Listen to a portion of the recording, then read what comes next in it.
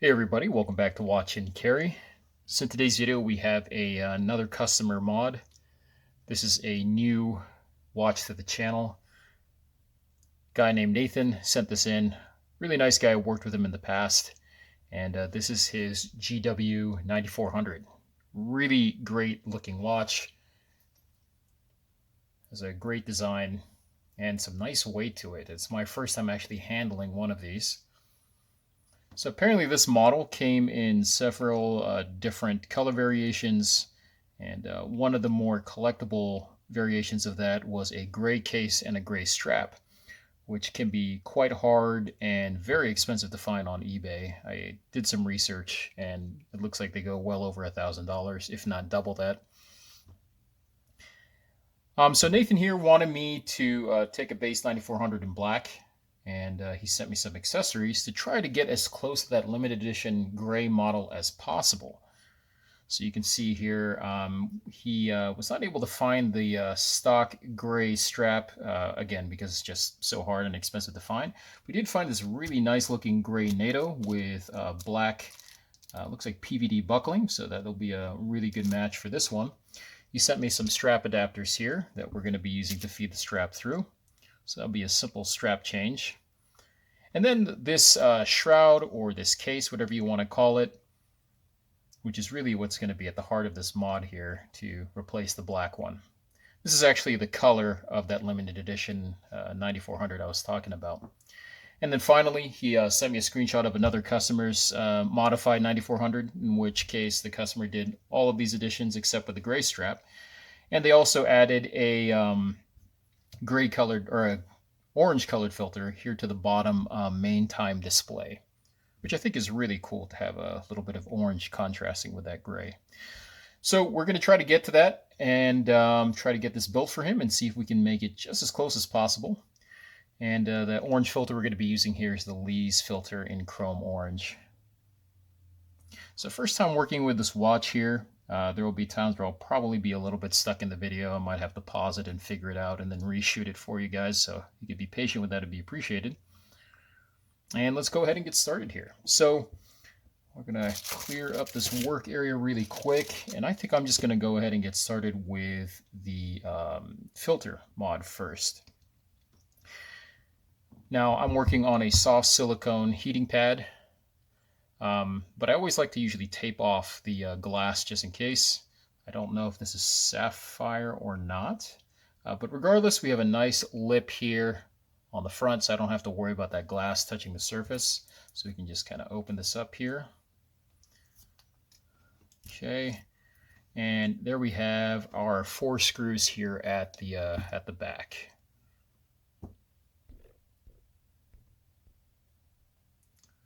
All right, so I'm going to go ahead and get this opened up here. Nice that the screws have, the case back has full access without having to remove the strap, although in this case we're going to be removing it anyways.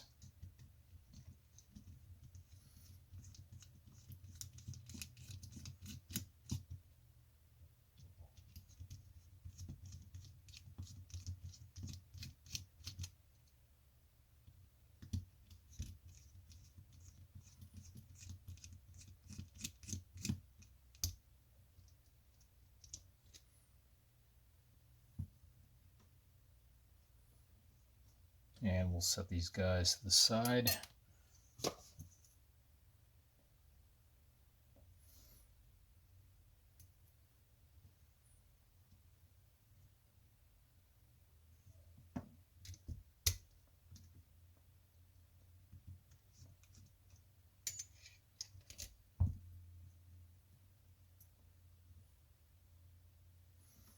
Okay, there we go. Kind of lift up on that case back.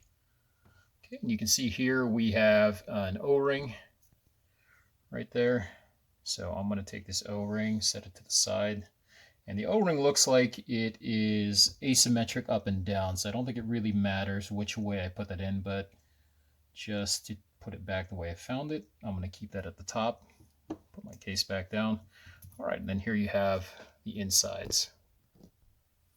All right, so we have another little cover here. Again, it's asymmetric, so it'll be easy to kind of identify where this goes in place. This looks pretty flexible, so I can just gently peel off of this. Okay, I'm moving pretty delicately here. Just want to make sure that what I'm removing is actually meant to be removed. Okay, we're kind of hung up here at the bottom. Okay, I see what it is.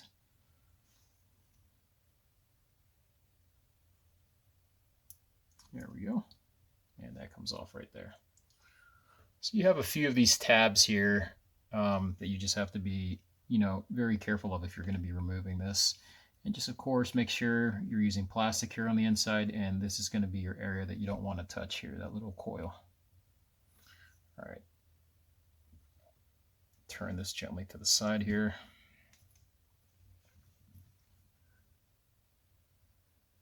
Okay, and then I'm going to try to figure out how to take out the module here.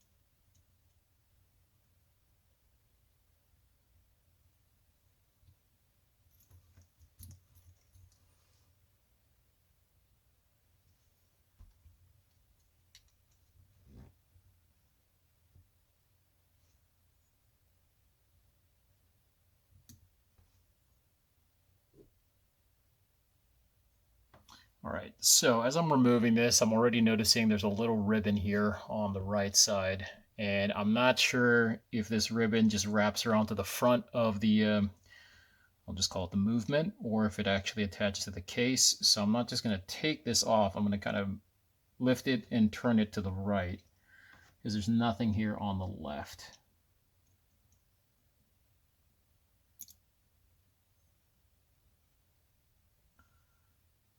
Okay, we're going to gently move this to the side here.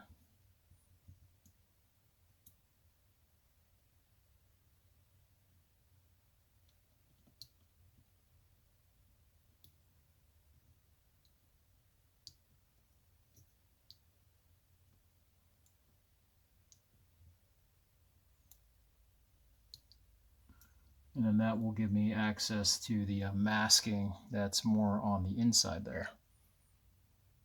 Okay. And for the masking, we're going to gently lift up from the inside here.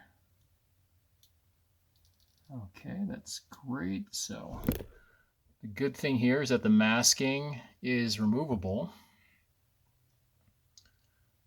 Okay, and you know what? Let me set this down because I'm okay to work on this the way it is, but I can see in my viewfinder that the strap is getting in the way here. So let's go ahead and remove that strap just to make it easier for you guys to see. Looks like we have some standard Phillips here on the side.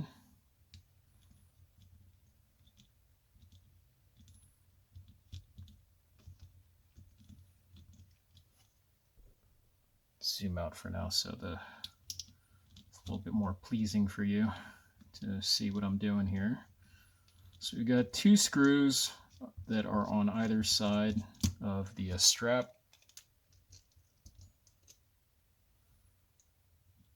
Okay, so there's one. It's more like a screw and a pin. And then the other side have another screw. I don't know if that's still screwed in. Yeah, okay, so you just have to unscrew it.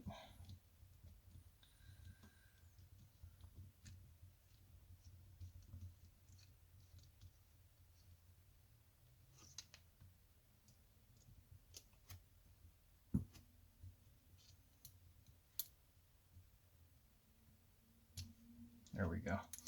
And I'm gonna keep these left and right in my fasteners bin so that way I know which one goes where. Those are the 6 o'clock position screws, so here at the bottom. Now we're gonna go for the 12 o'clock at the top.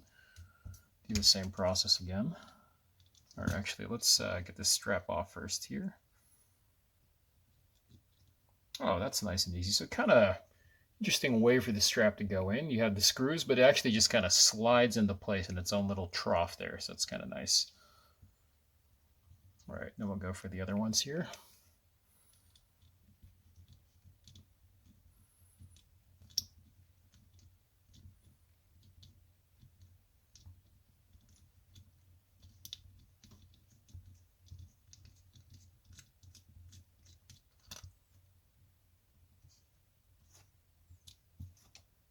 That one's going to be on the right.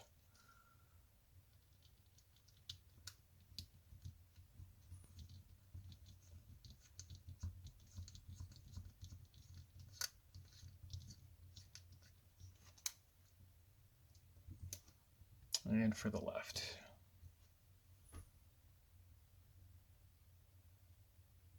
Okay, so there we go. Now we can just lift up on this part of the strap, and that comes off nice and easy. All right, so now we have a really nice working area here. I'm going to turn this to the side. So right now this is our 12, this is our 6, this is the left side of the, or the right side of the watch. Again, this is that ribbon. We're going to carefully just kind of lift up on that and then get at the masking, because that's the only part we're going to be working on. Take that off, set that to the side, and then slowly set this down. Now, as you're setting this down, you're going to have these three little pins here, 1, 2, and 3, okay, that are coming from the inside of the pushers. So as you're laying this down, you just need to make sure that the glass or the display is not touching those little masking areas, because you don't want it to scratch. Okay, so what I'm going to do is just take a piece of plastic here. I'm going to guide this through and then let the module rest on that. And then I'm going to take this whole thing, set this off to the side, and then kind of cover it with a, I'll just cover it with the container of the G-Shock, just kind of like that. That way we can limit the amount of dust that's coming in right there. Okay.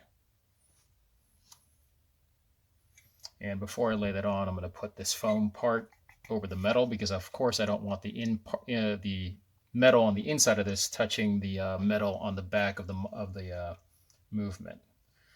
I'm not sure if that'll do anything, but I'm just trying to avoid metal to metal contact. All right, so now we have our masking. Masking is that part of the display that divides it up. So this bottom window here is all we're going to be making in orange. So what's kind of nice here is you have relatively thick bars all the way around, which should be nice to grab on with some double-sided tape. These bars are looks like about 1 millimeter or so thick. There's a little bit of a trough here, so let me zoom in here. It's a little bit of a trough all the way around, so that might be a little bit harder to get this thing to stick, but we can just add more layers of double-sided tape on top. So before we do that, I want to lay my filter right over this and kind of trace where I'm going to cut. Just gonna dust off. This is an air blaster. I'm just kind of dusting off any dust I see on this filter. Kind of lay this down like so. Okay, just like that. Great, so I'm covering the whole entire bottom area of that window. Next, I'm going to take a thin Sharpie, hold this window in place. So let's move this up just a bit so you can see. There we go. All right, I'm going to hold this window in place and just kind of put some dots where I need to cut.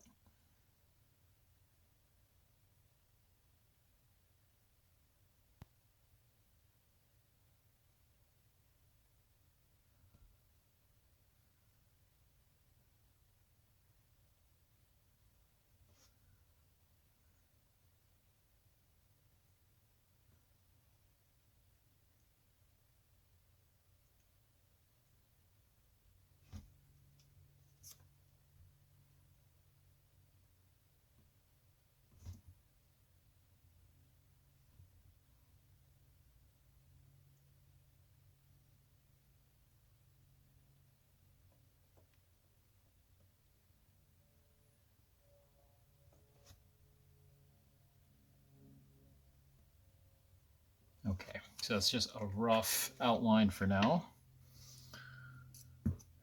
Take this filter off. This is a piece of paper with dried Sharpie mark on it. I'm going to lay my filter over there and just kind of soak up any of that wet Sharpie first. Okay, there we go. And let's go ahead and kind of cut around this shape.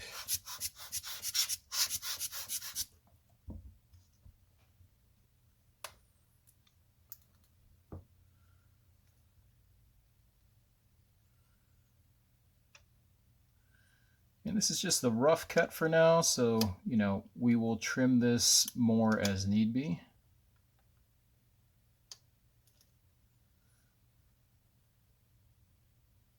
You'll notice that as I was making my little dotted marks here, that the outline of them is slightly larger than the window and the masking that I'm going to be covering in orange. So you don't want to make your masking the exact same size, obviously, because it needs to extend beyond the opening, so that way you can secure it down with double-sided tape.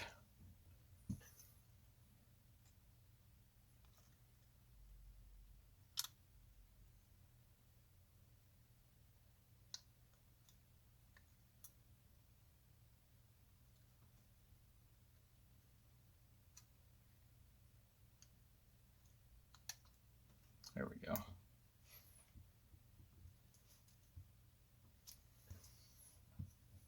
Set that guy to the side. All right, let's go back to our masking here and try on our filter.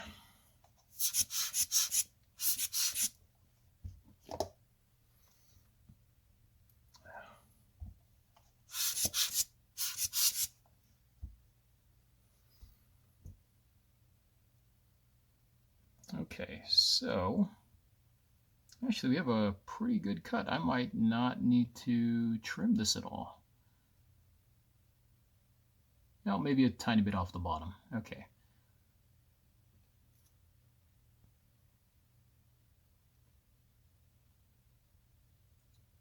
So as you start working with these filters, you'll notice that it gets a little bit of static, so it'll kind of jump on you. All right, so it looks good. I might have to take maybe like 0.5 millimeter here off the bottom, but the sides look good. And what I'm looking for here is that I have full coverage of the window, of course, but I want it to extend all the way to the outer portion of the masking, so that way I can get it to adhere to some double-sided tape. So that looks really well. Yeah, maybe just 0.5 millimeter off the bottom, and I should be good to go. All right, so we'll take our filter again.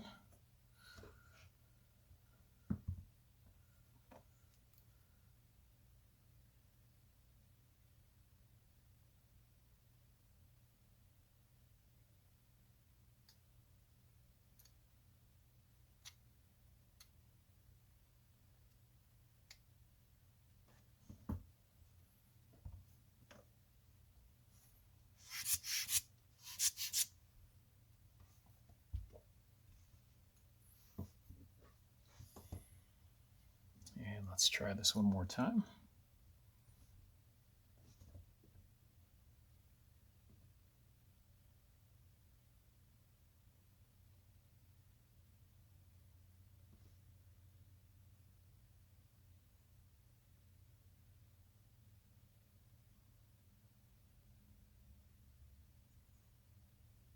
All right, so that looks pretty good.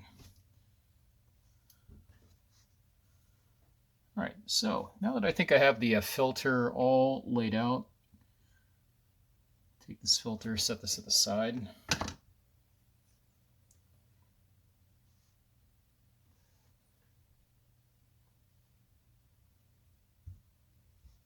Put it on a nice clean microfiber cloth. Now we're going to do our double-sided tape here.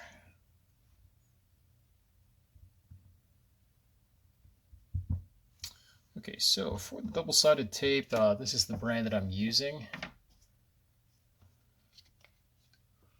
Super glue tape, T-Rex. I actually have a separate video on this. And just to kind of show you how I cut this, I'm going to turn this camera to the side to show you. So apologize for the awkward angle. Okay, so right over here where it says glue, usually what I'll do is I will take a strip of this, cut it out, and then I'll stick one side of it down onto the clean chopping board. And so right over here, you can kind of see that I have, here I'll outline this in Sharpie so you can see better because it's white on white. I've kind of put down the double-sided tape, and then there's the protective backing I still have on the other side of it. Okay, so why I do that is it just makes it easier to cut and then lay down. So usually what I use here is a brand new hobby knife blade, the lug tool of my watch here, and then I'll take a small strip. I'm going to cut this way, a very thin strip.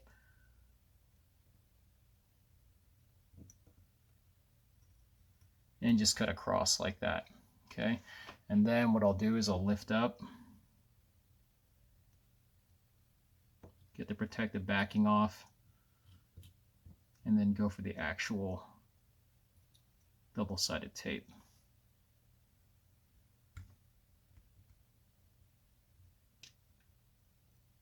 There we go. So there's the double-sided tape. Okay, and then now we'll go ahead and lay this down. Move our camera back over.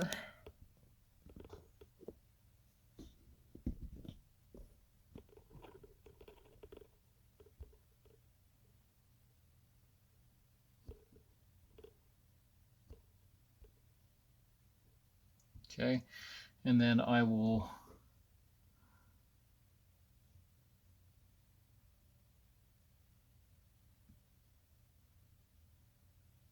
okay, so this is a little bit, actually no, this is fine. So I'll lay it right down here at the bottom. And then once you lay down the tape, you can just kind of spread it lightly to the left or to the right, kind of like that. Okay, I'm going to repeat the same thing again.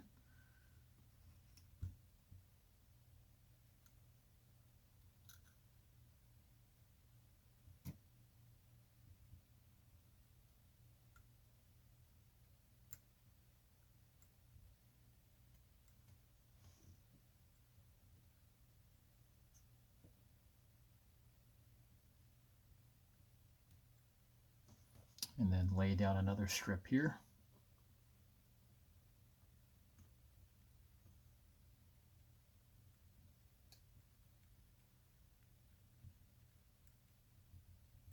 Okay, like so.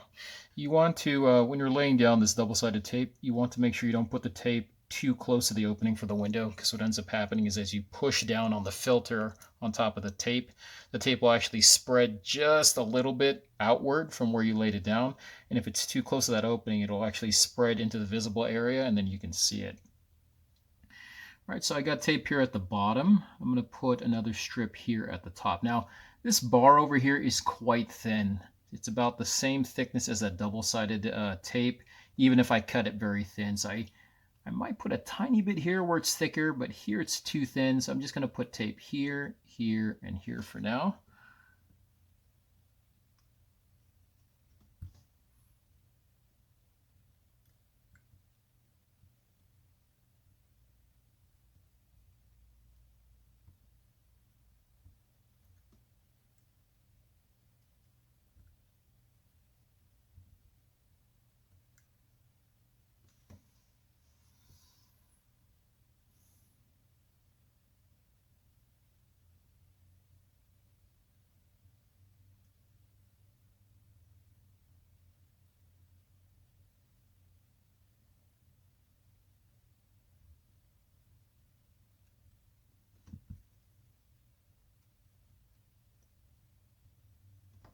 Okay, that looks pretty good. Okay.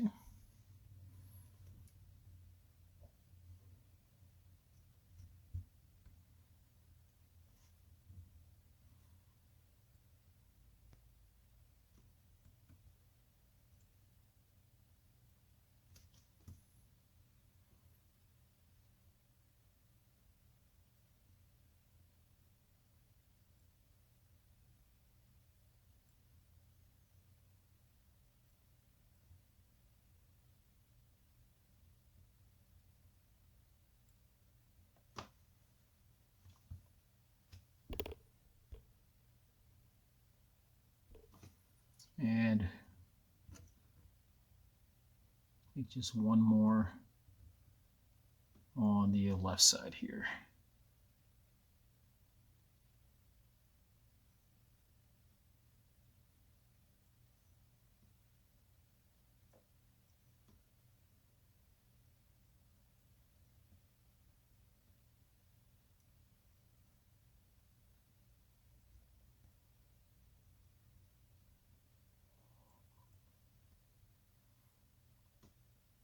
Okay, so tape here, here, here, here, and here. Let me get one more right up here in the corner. And I think we should be good after that.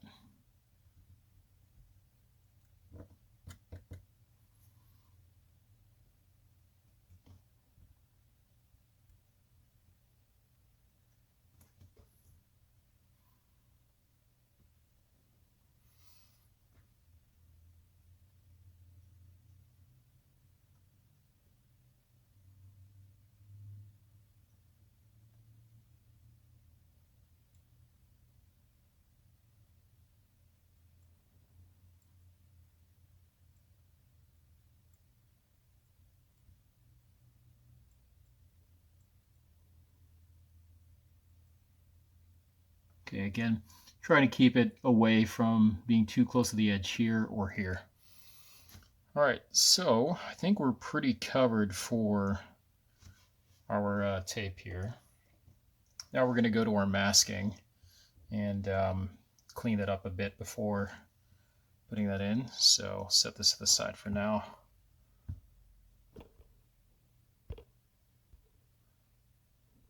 Okay, so for your masking, you can just take a clean microfiber cloth like this. I'm going to give this a quick blast to get as much dust off of the face as possible before wiping this down. I'm going to lay that down flat. Now, because these filters are really delicate, you want to be very careful not to put too much pressure as you're wiping. So I like to kind of hold to one side gently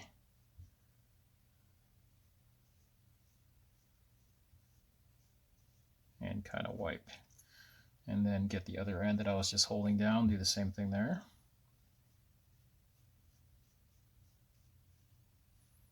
All right, had a slight break there in the video because I had to plug in my phone.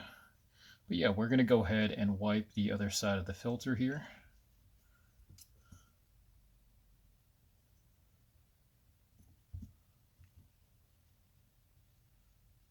Like so. All right. Now, because you're using microfiber on this filter, it's going to make it a little bit statically charged, so it might jump around on you a bit. Lastly, we're going to go ahead, and I have this black piece of paper that I always have glued to my workstation, and then in the light above me, I'm just going to kind of look through the top of the filter just to make sure I get out as much of the dust as possible and check for any other smudges that I might have. So I have a few more there.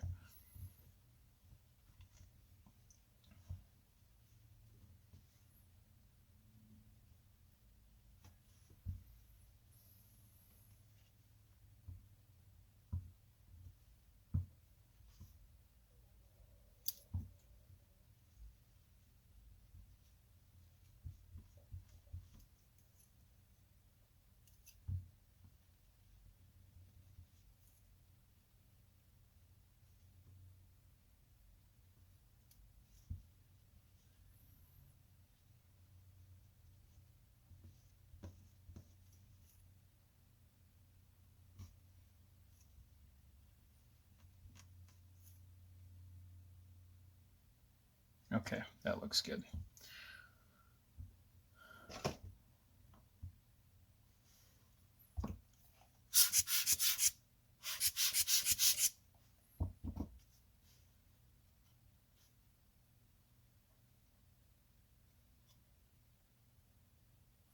All right, so let's go ahead and lay this filter down here. I'm using plastic tweezers here with a flat tip. You don't want to use anything with a tooth, obviously, because it'll dent the filter. And then I'm just going to position this so that way it's fully covered.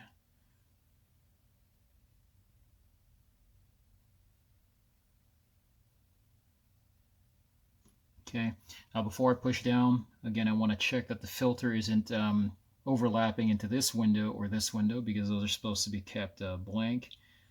So I'm going to push it just a little bit down. There we go.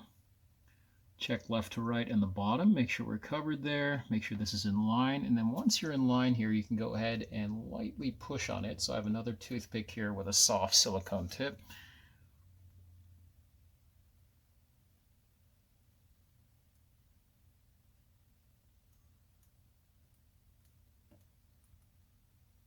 And I'm just pushing down in those areas where I have laid the glue underneath the filter.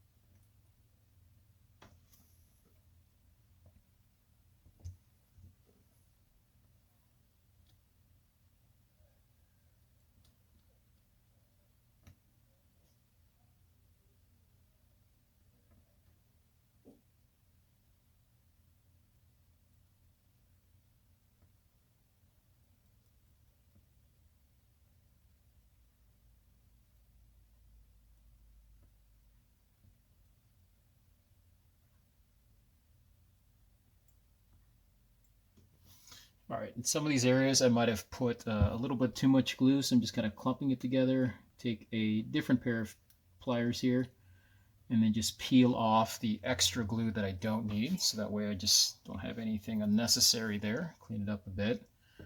And I think we're good. So let's turn this around for you so you can kind of see what it looks like. Try to limit touching. If you're working without gloves, you're touching your fingerprints on the inside of the masking here, because the black will also pick up your fingerprints. Okay, give this a quick blast gently with your duster. You don't want to go too hard because you'll blow the filter completely off.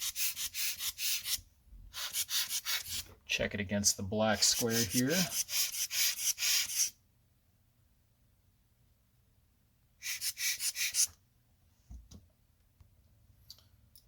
Okay, another quick blast here with blaster.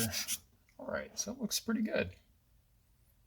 Nice orange filter. Now you're not really going to notice it too much here. Let's give a white background so you can kind of see the difference.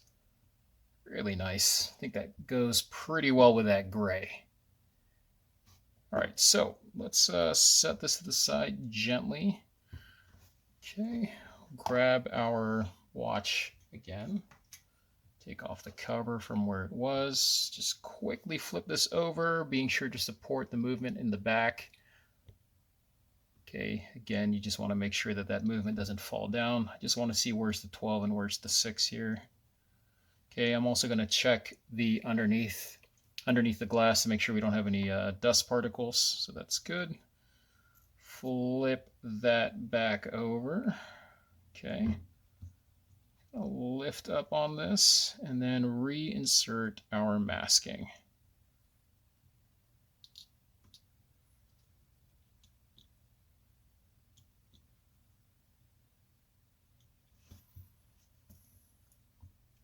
All right, we have these metal tabs here that are kind of preventing the movement and the masking from falling down. So I'm just going to gently lift up on those to the side.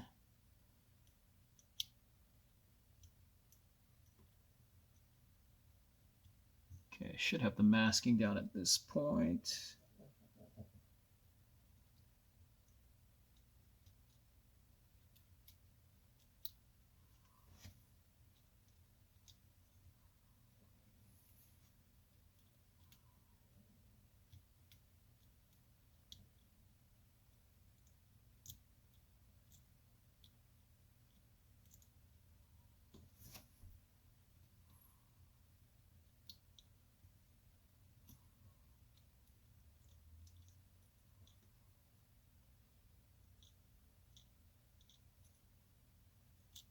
There we go.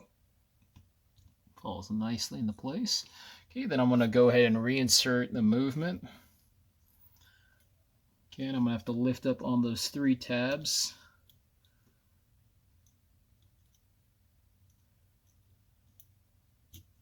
There we go. And actually, before I set this down, let me take a look at the inside of those pushers. So sometimes with a watch, with these digital watches, what happens is when you push on these buttons, it actually hits an internal stem. And the stem actually is what makes contact with the movement. On most of these higher-end Casios, after you're done pushing on the pusher, it retracts back automatically in this direction. But it's a good measure when you're doing these modifications. You always want to check that the pusher is actually retracted back before pushing down the movement, because of course, if it's not, you can't reinsert it. And then you won't have a proper alignment between the pusher and the movement. So yeah, all of these are spring activated. As I'm pushing down, I'm kind of checking to make sure that it's actually retracted back. And you can take a small flat tool. So here I'm just using my long toothpick and kind of pushing those pushers back into place like so. Okay, then we can reinsert this movement back in.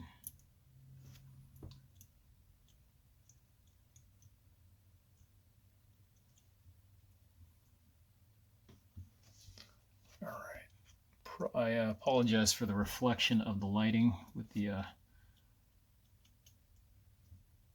camera there. Okay, so we have another one here at the bottom, another little tab here that I'm holding. So you're gonna kind of have to pry that up also. I was wondering why it wasn't just sitting in after I was manipulating these three. So again, as you're working with this, you just want to, take things slow, kind of see what's going on here.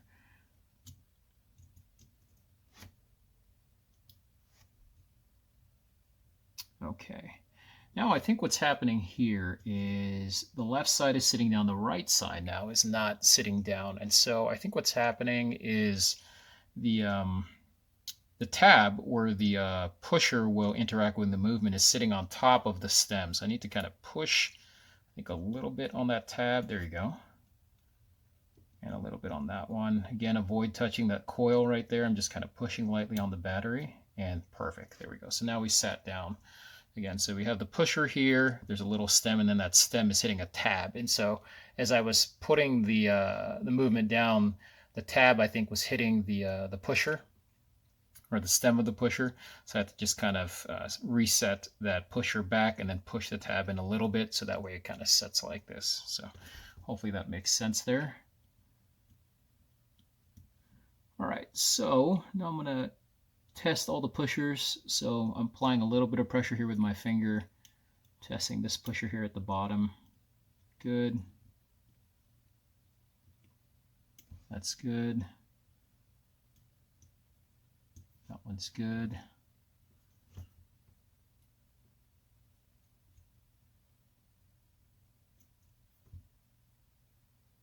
That one's good. And that's good. Perfect. All right, so it looks like we're in business here.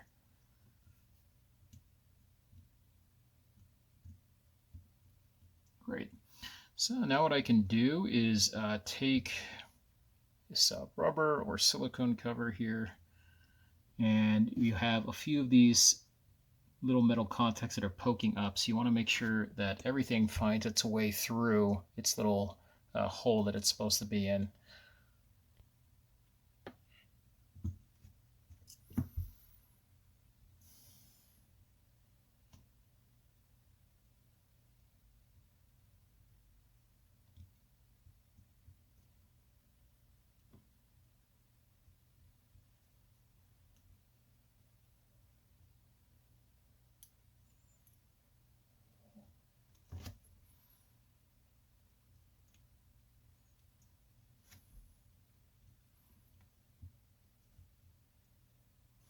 There we go.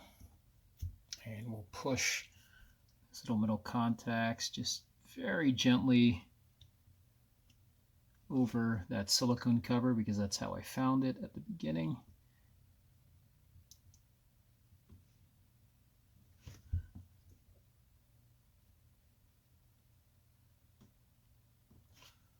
Right.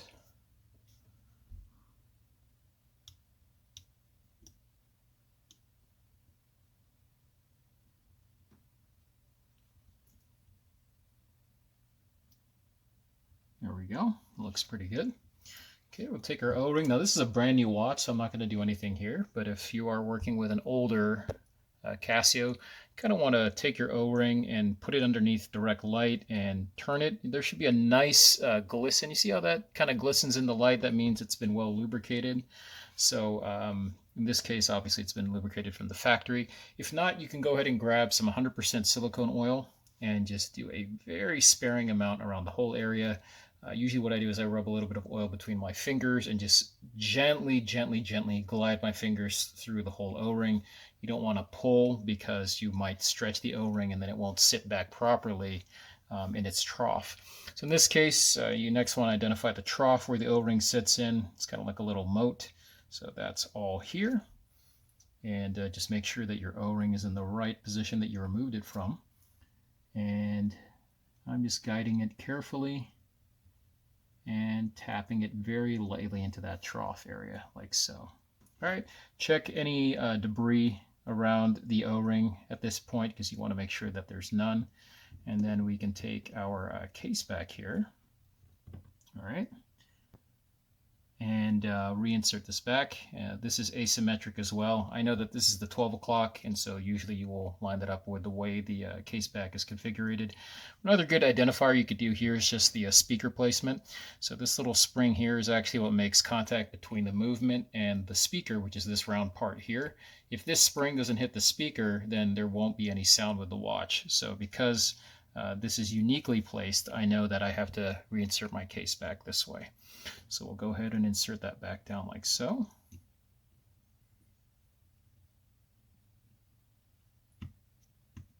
And guide that into place. Okay, I'm going to check around the perimeter here, kind of moving my head around to make sure that I'm not pinching or I can't see any O-ring that's been exposed and is being pinched. So that looks good. Next, I'm going to take those 4 little screws. And these are all the same size, it looks like, and the same pitch, so I don't have to worry about which hole they go into. But I do know, just because of the way I laid it down in my tray there. So we'll set these loosely in first.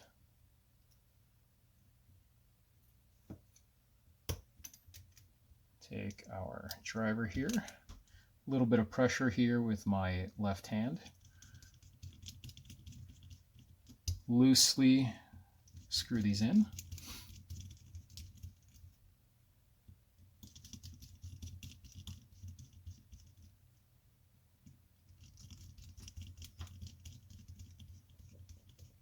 Okay. I'm going to lift up again, check around the perimeter. Make sure that I don't have any O-ring that's being poked out again, so that looks good. And I can screw down all the way.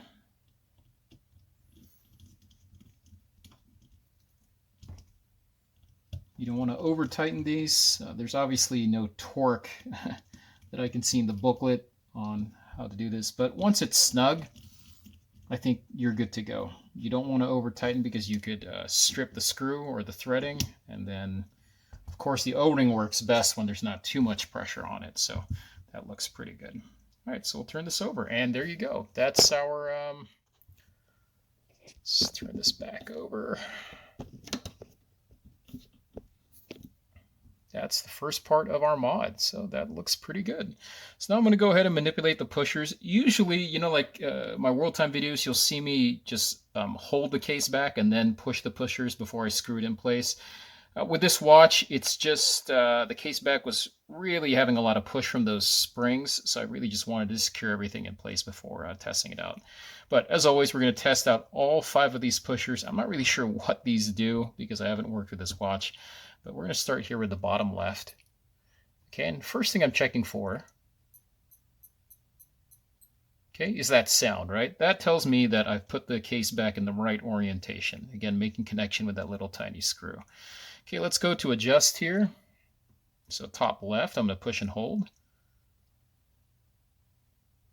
There we go. So I'm not going to set this yet, but that just tells me that it's working. Okay, next we're going to go to the bottom right here. So that's working, and top right That's good. And then, oops, sorry about that.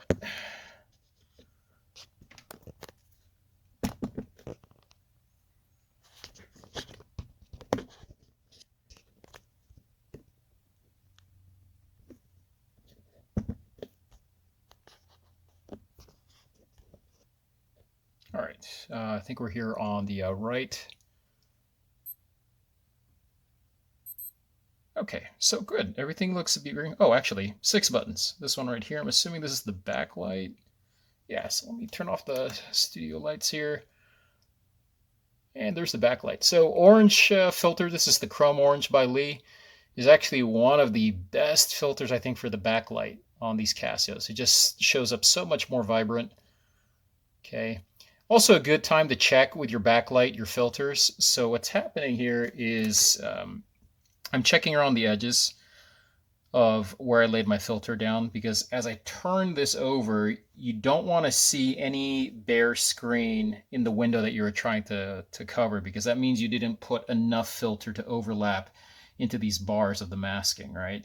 Because usually when you're checking your watch, you're not looking at it straight on, right? You're kind of looking at it at an angle on your wrist. And so if your filter doesn't cover enough of that window, every time you look at it, you're going to see that bare screen just above or beneath the filter area, and it just doesn't look pleasant. It's a small thing, but something that I'm always checking out for. And one of the best ways you can pick that up is by doing your backlight, right? So as I'm doing my backlight, I'm turning to the left. The light is coming from the left, so that's that bright white spot there. So that's fine. Let's zoom in here so you can see.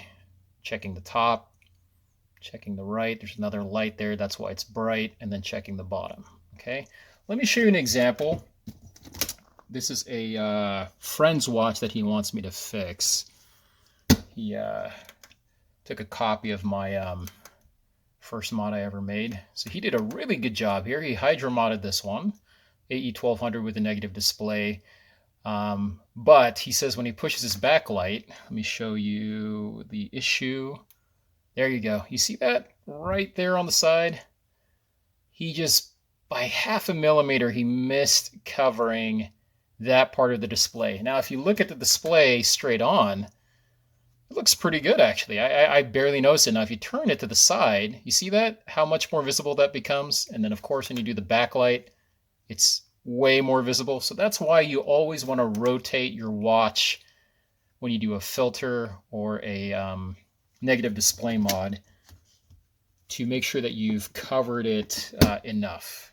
Okay, so that's what I'm checking for here. Sorry for all the turning on and turning off the lights. So I think we're good there with the filter. I'm gonna figure out how to do, I have to read his instruction manual so that way I can adjust the date and time for him on this watch, which I always like to adjust those things to the customer's locale, so that way when they get the watch, it's good to go. They don't have to fuss around with it. So next thing we're going to be doing is changing out the shroud, or the cover, if you will, for this gray one. Okay, really great color. Man, this makes me want to buy this watch just for this. All right, so he said, and videos on the internet showed people just peeling this off. So you can actually see right here in the back, it's kind of like a double skin. There's the actual watch, and then there's the shroud that goes over it in the black. So actual watch in gray, black shroud over there. So I'm going to lay this down, and yep, I'm just going to start right there in the corner and kind of peel this off to the side. Yeah, okay. I don't really want to use any tools here, because the tools might be too narrow and I might poke right through the rubber. There you go. And what I'm aiming for here is I'm aiming for the thickest part of the rubber. So, you know, if you look here, this part of the rubber is pretty thin compared to this. I would rather peel from the thick end rather than risk tearing at the thinner end. So I'm peeling here as a means to get at that thin end, right? And then I think I'll go to the next thick part, which is right here. Okay, and kind of peel it like so. Oh, that one's getting a little bit tough. All right, let's focus on this side first. I think there's too much stuff going on the left. So I'm going to go here for the right. Peel right here at the lug. There we go. Got one off. And then another one here on this side. Okay, hold that. Looks like holding my finger over it as I peel it is good. And then I'm going to go back to this side here. There we go. So you got one side off. All right, that looks pretty good. Now, one thing to note here is that these pushers are all covered by this really hard plastic or metal housing. So you don't have to worry that as you're peeling, you don't have to worry about bending that pusher because it's sitting nicely in this cover. All right, so I'm going to do that. Okay, and this part just came off, so I need to figure out where did that come from. I think that covered this little grill here. Okay, and then I'm just going to kind of lift up towards you guys. Well, let's see here. It's still a little bit stuck, so let's go back to peeling here on the back. There we go. Trying to get this one off.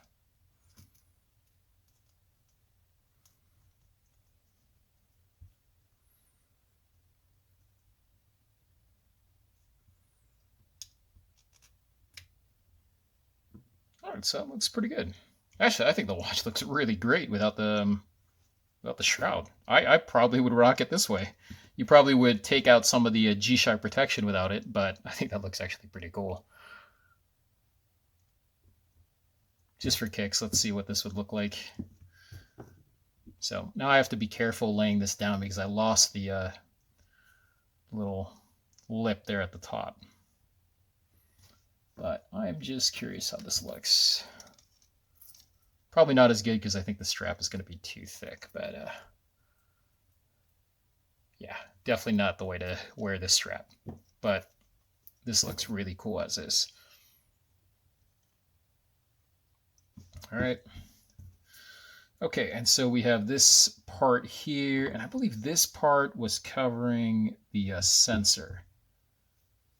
Yeah, it kind of went like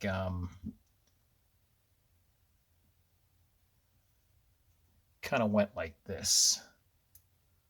All right, so that's where that part's going to go back into. Okay, so there we go. Let's grab our new part here.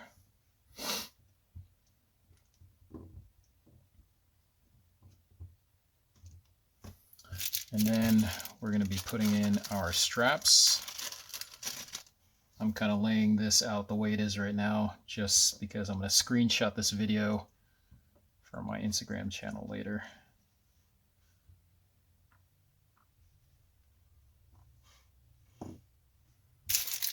And then we'll take out our strap here.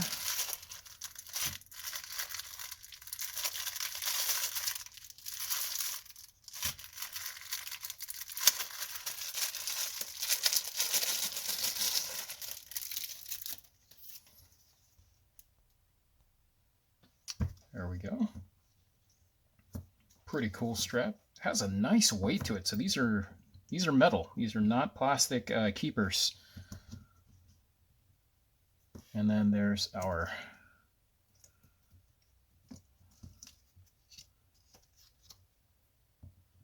original strap like that. So there we go. Pretty cool. That's just for my photo op right there. All right, so now let's go ahead and finish this up.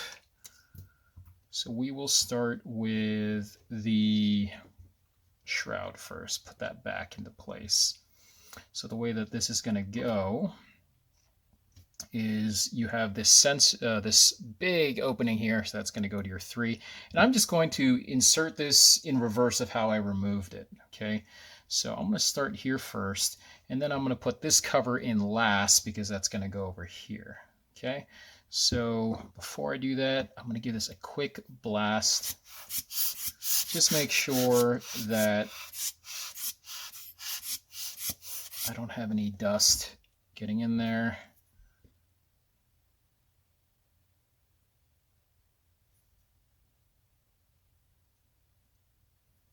Okay, small little Okay, I can take that off later.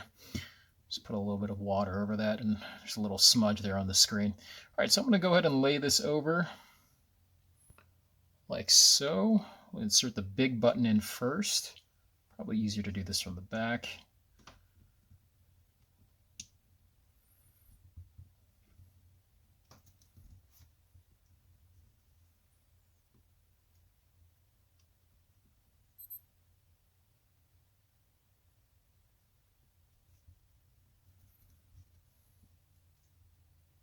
Okay, so this is not going in. Let me see here.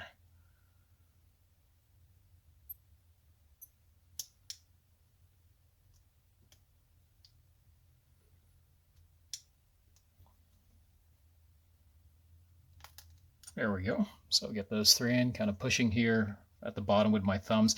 I'm not pushing on the pushers and then pushing this. I'm pushing this on the little lip of the case. I try not to put pressure on those pushers too much because, you know, it's not what it's intended for. And then just kind of slide that in. But before I slide that in, I've got to reinsert this little tab here. Okay, so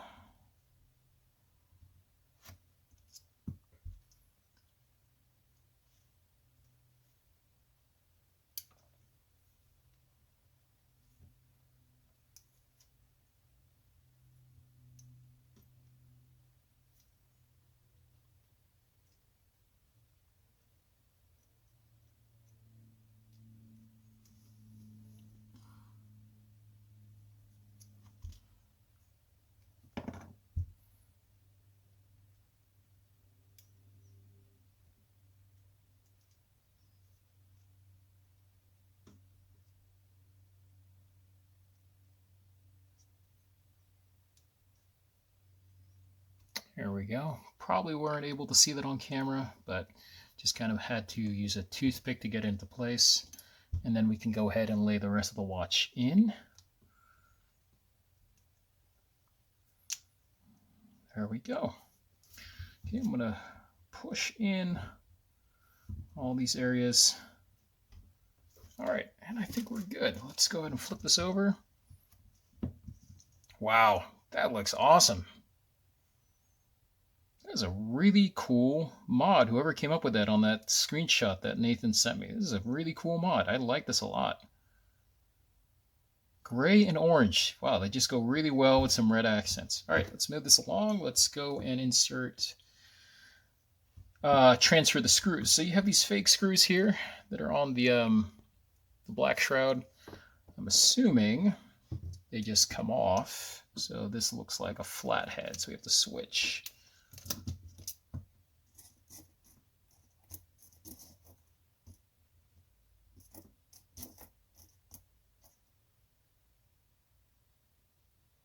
Okay. It's a wide flathead, but it's also quite thin. So let's try this out. There we go. So that comes off pretty easily.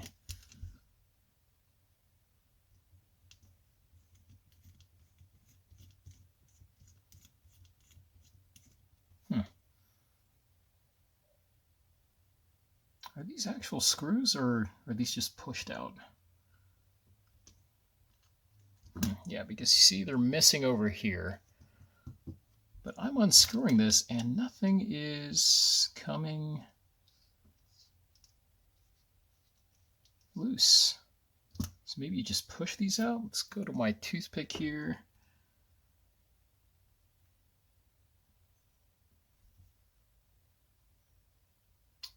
Well, this is rubber. I wonder if it's like a something you just push in and then it kind of snaps into place.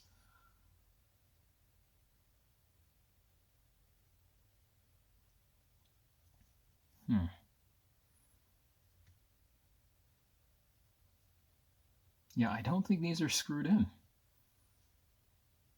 Unless the back of the screw is free spinning and you have to grab a hold of those too, which means I would have to take apart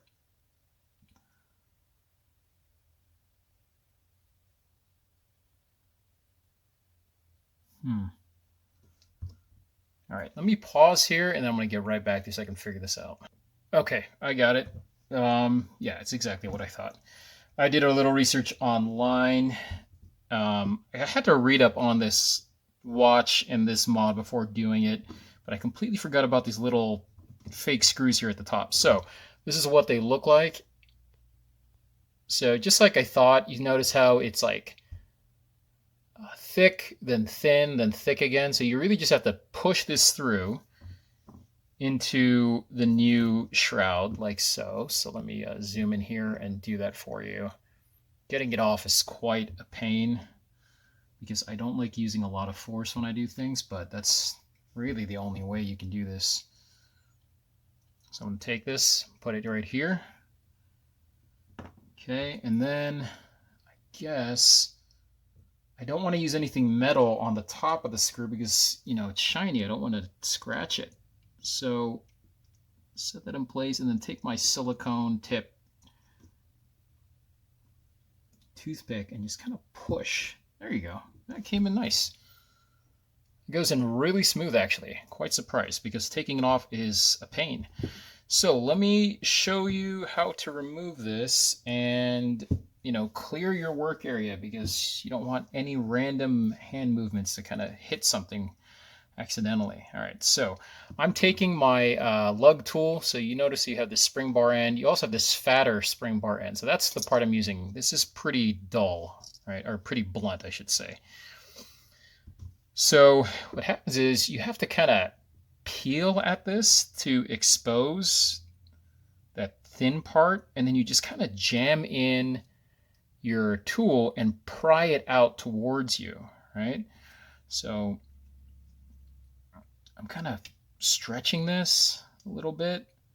The shroud is pretty flexible. I'm a little bit surprised. I thought it was going to be quite hard, but it's pretty flexible. And then I'm just going to stick my tool there. Because you see how this is covered? It's very hard for me to push from the inside out. Let me see. Let me put my tool here in this side. Actually, you know what? Maybe I can't do it this way. It'd be better if I could do it this way. There we go. Oh, I almost had it. Okay, so I'm taking my tool. There's a little nook here where that is, and I'm pushing this down.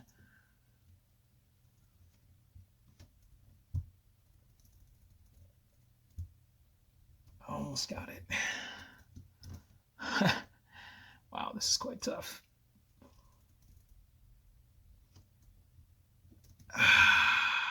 Okay, I did it just enough to expose a little lip of that. And I'm going to go here with my tool,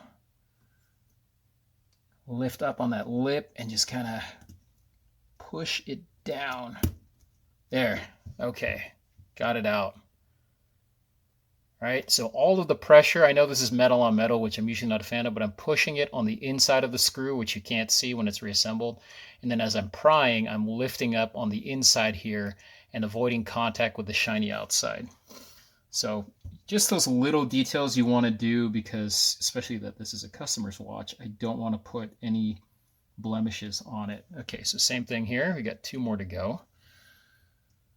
So push in first from the top inside. Okay, check for a lip on the outside, so it's still pretty flush, so not yet. Do this again. There we go. Okay. Oh, in that case, this one came all the way out. All right, so that's how you do this. When it comes to these screws, go from the inside. And that's really the best because if there are any scratches to be had, I would rather be in this hidden part where you can't see it. Okay. Push in again. Check for a lip, not yet.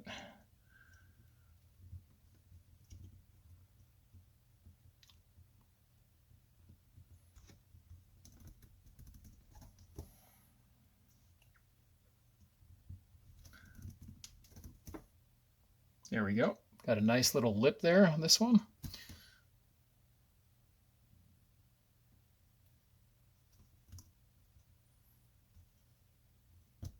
There we go. Got that one out. Okay, let's reinsert this again into the other one.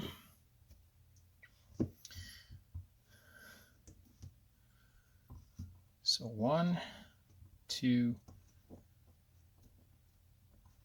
and 3, and then have my toothpick here with a silicone tip.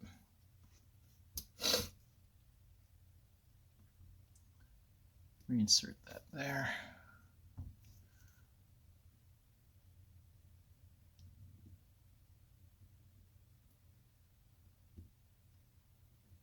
And then push. Nice. Okay. Next two.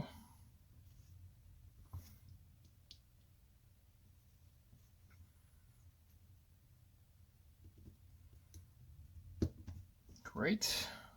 Last one.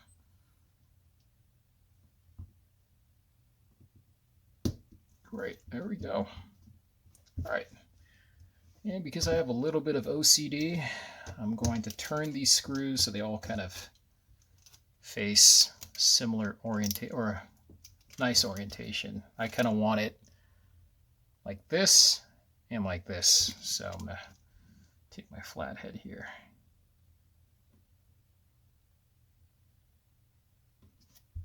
That one's good.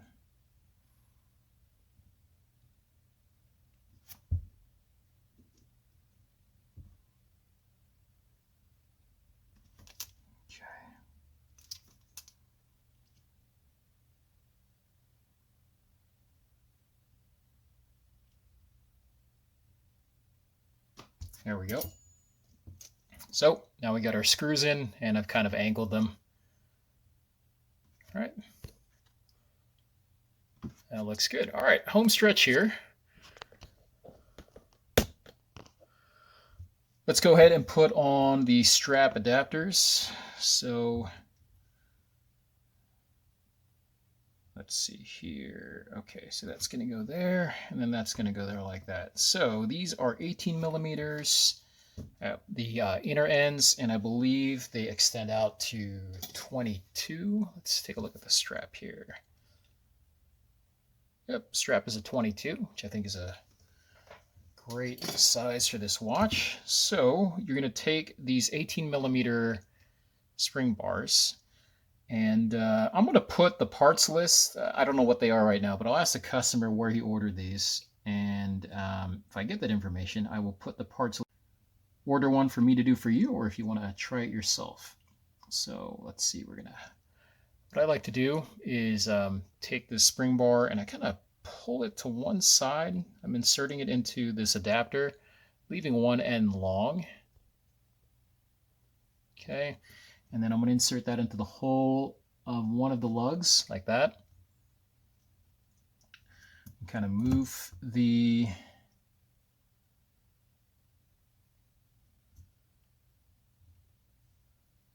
adapter into place like so. This adapter, by the way, is quite flexible. It's like a kind of like a rubbery material. So you have a little bit of flex there. Okay, and then you see the other end of that spring bar kind of rest into place. I'm not sure if that's in the hole yet, so I'm going to take my spring bar tool and just kind of not force it, but gently guide it into the other hole.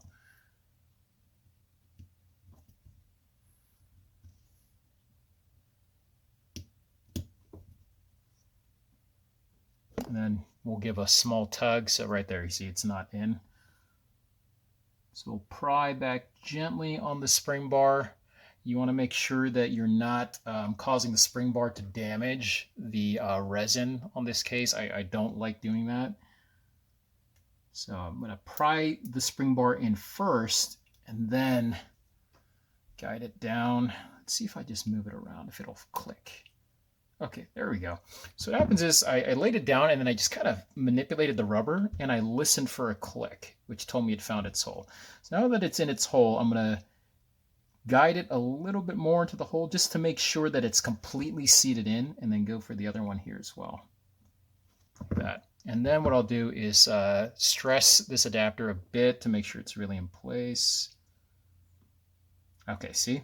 I stressed it a little bit to the right and it came out of its hole. So it wasn't seated fully inside the hole.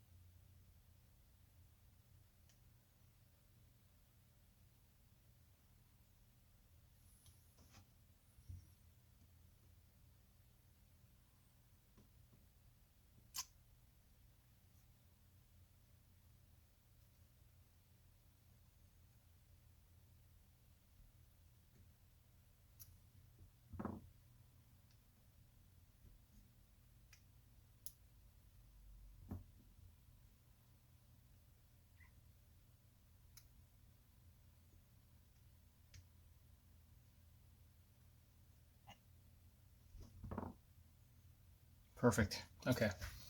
So stress this strap adapter a little bit. So pull it this way, twist it this way, and it's not coming undone. So that tells me we're in business. Okay. The reason why I'm doing those manipulations is because that's how it's going to be. When you put it on your wrist, you're not delicately putting on your wrist, you're throwing it on your wrist, right? You're pulling on the strap to adjust it to you. So you need to put a little bit of stress on that adapter to make sure it's properly seated. Okay, let's go for the next one here.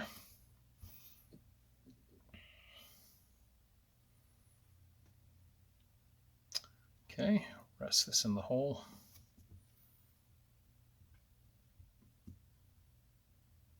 Wait for the spring bar to pop up on the other end.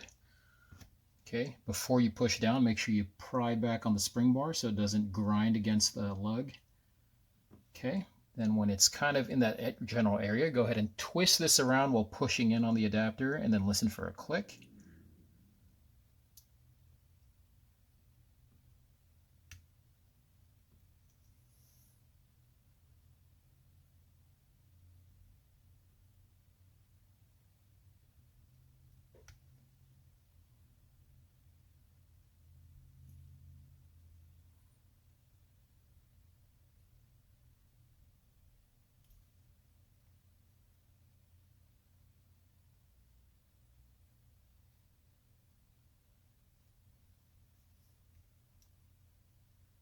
There we go.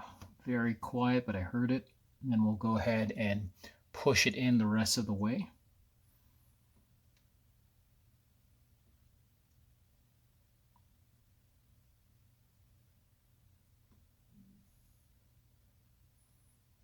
Then that side. Okay, stress the adapter. And that's good to go. All right, so a little bit of a tricky one to do here. Okay, I'm gonna have to wipe this display. I got some fingerprints on there. Do that at the end. Let's go for the strap now. So here is your NATO. Okay, feed it through like so. Comes in the back here. Okay, and then I will go ahead and insert this other end in like so. Feed it back through the keepers. Okay, doesn't quite fit. Oh, this is interesting. This is a first for me. So, look what happens when I pull this down. You see how I can't cinch this down anymore?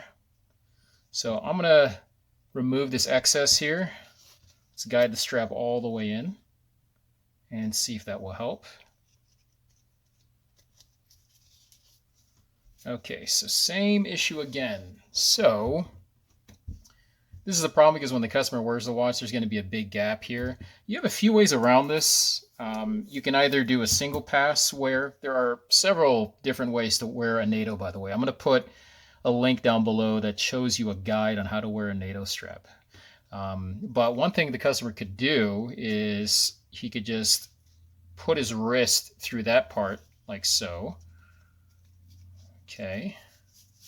And then wear it like that, and then just kind of pull on this. I don't really want to cinch it because I don't want to stretch the fabric on his strap. It's brand new. But yeah, he could just do, I think that's called a single pass. He could do it that way. For me, I personally don't like these little bits on the NATO strap, so I always actually just cut this off. I mean, I have a whole bunch of these little flaps that I cut off. Obviously, I'm not going to do that on his, but what would happen is if you cut that off, so just imagine that this part is gone, then you're just left with a standard strap and you can wear it just as a regular watch. You would just put this on and cinch it down as you normally would, right? So I'm going to suggest that to the customer. You know that I can't really install this nail the usual way because these adapters are quite long and they are not, they are too wide for the gap in between the keepers. So minor detail, we'll go ahead and worry about that later. Maybe I can just leave it like this for now so it can sit more flush and I can take some pictures to send to him before asking him what he'd like me to do. Okay, lastly, I'm going to go ahead and just kind of blast this dust off. Okay, then take a microfiber cloth. Okay, that's clean, and just gently wipe away my fingerprints.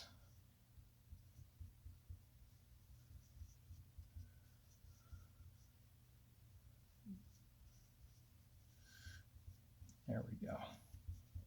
All right, so that looks pretty good. So let me give you guys a quick look at this.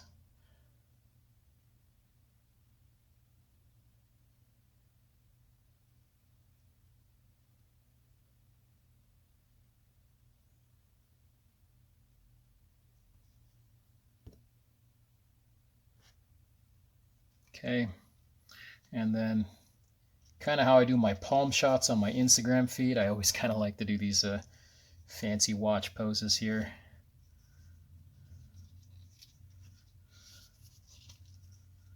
Pull this down a little bit. Okay.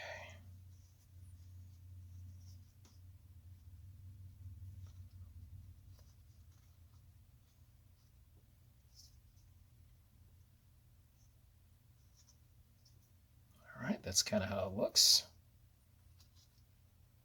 Very cool. Customer did a great job choosing the strap and these adapters. It looks factory to me. I like it.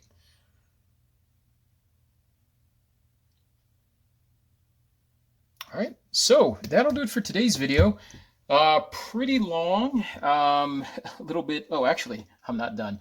I actually have to put in these screws first into the back into the housing. So I'm not going to worry about that because that's self-explanatory. You just push these in and screw them in. Well, let me do one because I just want to make sure that they actually fit these adapters. Let me just do one first. Just when I think I'm done.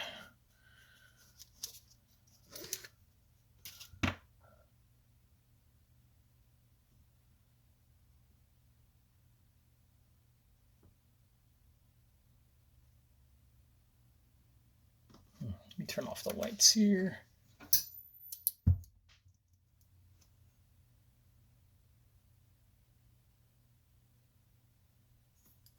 Yeah, should be able to put these in.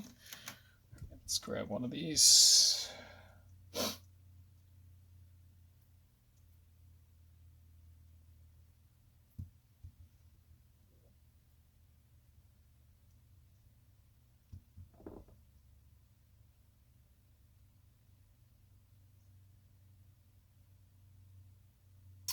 Oh, okay. Interesting. So, you know what? It's a good thing I decided to check on this before ending the video. All right, so you notice how we put in the spring bars? That is one way to install these adapters. The easier way, now that I've realized it, is just to forget about the spring bars and put on those screws, and it's probably going to be more secure that way. So we're adding another length to this video here, but bear with me. These are actually drilled out lugs that go all the way straight through. So, for example, if I take this tool and I push in on that spring bar, I can kind of pop it out. Okay, I did not realize these were drilled through lugs. I mean, it's so obvious now that I'm looking at it, but these are drilled through. So, take that off. Take off these spring bars because these are so weak, you know, and this is an expensive watch. I would hate to have a watch fall off of its strap because of something that costs like a couple of cents. So now we're going to put our adapter back in, okay, like so. We're going to take our screw here and push that through, like so. Okay, so let's put it back here. There we go.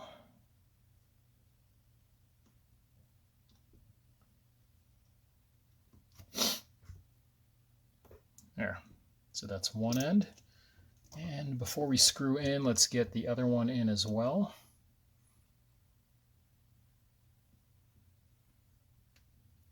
Okay, that looks good. Switch back to our Phillips here.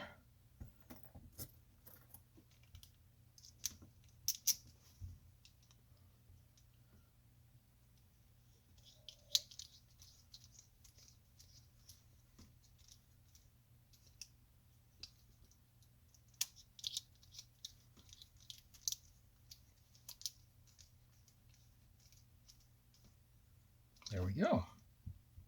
And that is just much more secure. All right, we're going to repeat for the other end as well. Take our punch tool here, just push on that spring bar. Get this off.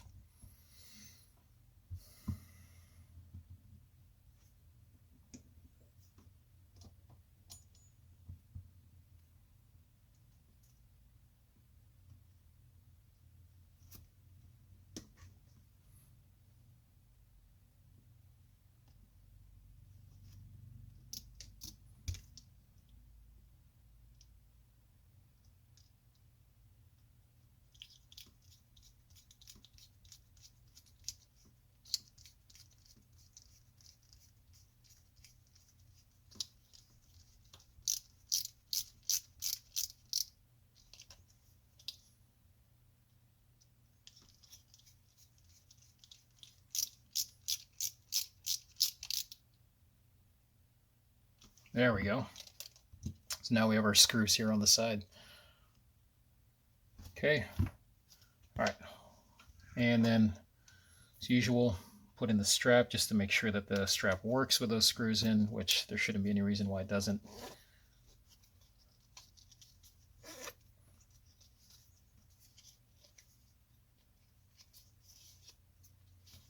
There we go. And we're good to go again. All right, so apologize for the misstep there, but everything that went off the original watch now can go back onto the new shroud. All right, guys, so that'll do it for today's video. Thank you for being patient, as this was the first time that I've been working on this watch. Beautiful piece. Again, this is the Casio GW-9400 with the black shroud, and apparently, just as with most Casios, there's a big aftermarket supply out there where you can buy things like this gray case. And filters were pretty easy. I would say the only thing here is, unlike the world times that you've usually seen me work on, where you can easily pop off that movement, set it to the side. And here, you have to be wary of the little ribbon that I believe connects to the sensor here. So as you're removing, or as you're flipping up the movement, you can't remove it out of the case. You have to gently lift it, take off the masking, and then set it back down. So that's the only difference I would say in this mod. But in terms of installing a filter, pretty much the same as we've had before. All right, any comments or questions, please put them down below. Please also note that my Instagram has changed. Instead of having the underscores, it's just all one word, watchNcarry, all lowercase. My original Instagram 2 weeks ago, I believe, got deleted. Apparently, I broke some guidelines, which I don't remember doing. And I'm in the process of appealing that username. But for the meantime, my new username will be in the description and in my YouTube profile. So if you could resubscribe to me on that channel, that would be much appreciated. And as always, guys, have fun. Have a great weekend, and I will catch you guys on the next one.